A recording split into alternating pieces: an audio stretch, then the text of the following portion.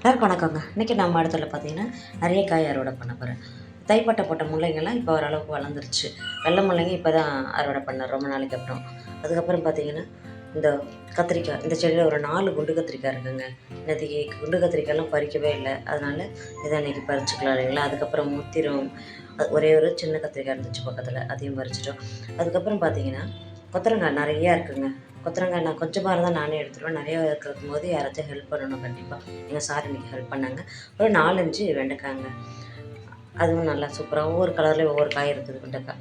அப்புறம் பார்த்திங்கன்னா செர்ரி பழம் ஒரு 5, 6 பழம் இருந்துச்சு. அதை நான் பறிச்சிட்டேன். அதுக்கப்புறம் ஜூஸுக்கு இனிமேல் டெய்லி பார்த்திங்கன்னா டேபிள் அரைஞ்சி நான் ஜூஸுக்காக பறிப்பேன்.